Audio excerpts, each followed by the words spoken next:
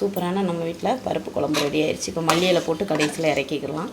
ஒரு கொதி கொதித்தோடனே வத்தல் கிள்ளி போட்டு சூப்பரான உப்பு பருப்பு குழம்பு ரெடி ஆயிடுச்சு. பருப்பு குழம்புக்கு பார்த்திங்கன்னா பருப்பு, பெருங்காயத்தூள், மஞ்சத்தூள், தக்காளி, ஒரு சொட்டு எண்ணெய் ஊற்றி வேக வச்சு வச்சுருக்கேன். இந்த மாதிரி பருப்பு குழம்புக்கு வந்து ரொம்ப கடையக்கூடாது.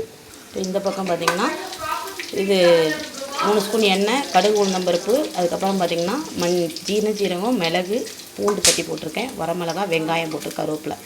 இப்போ நம்ம அப்படியே வந்து இது ஊற்றிக்கலாம், பருப்பு எடுத்து ஊற்றிக்கலாம். இப்போ சூப்பராக நல்லா வதங்கிடுச்சு. இப்போ பருப்பு எடுத்து ஊற்றிக்கலாம். இப்போ கொஞ்சமாக தண்ணி தேவைப்படும். இதில் ஒரு சொட்டு நெய் ஊற்றுனீங்கன்னா சூப்பரான பருப்பு குழம்பு ரெடி ஆயிடுச்சு. இப்போ பருப்பு நல்லா ஊற்றியாச்சு. நமக்கு தேவையான தண்ணி ஊற்றிக்கலாம். இப்போ கொஞ்சம் உப்பு போட்டுக்கலாம். சூப்பரான பருப்பு குழம்பு எங்கள் வீட்டில் இப்படி தாங்க வைப்போம். சூப்பராக இருக்கும். இது சப்பாத்தி கூட கெட்டியானோன்னு சப்பாத்திக்கு வச்சுக்கலாம். இப்போ பருப்பில் கொஞ்சம் தண்ணி இருந்துச்சு பார்த்துக்கோங்க. நான் அதை அப்படியே எடுத்து ஊற்றிக்கலாம். இப்போ பருப்பு குழம்பு சூப்பரான நம்ம வீட்டில் பருப்பு குழம்பு ரெடி ஆயிடுச்சு. இப்போ ஒரு கொதித்த உடனே நம்ம இறக்கிடலாம். இந்த பக்கம் சூப்பரான நம்ம வீட்டில் பருப்பு குழம்பு ரெடி ஆயிடுச்சு பாருங்கள். சூப்பரான பருப்பு குழம்பு. அதுக்கப்புறம் இந்த பக்கம் வெண்டைக்காய் பச்சடி, ரசம் வச்சாச்சு. இப்போ சாப்பாடு ரெடி ஆகிட்டுருக்கு. இன்னும் உருளைக்கிழங்கு பொரியல் வதக்கணும். அவ்வளோதாங்க, நம்ம வீட்டில் ரெடி ஆயிடுச்சு.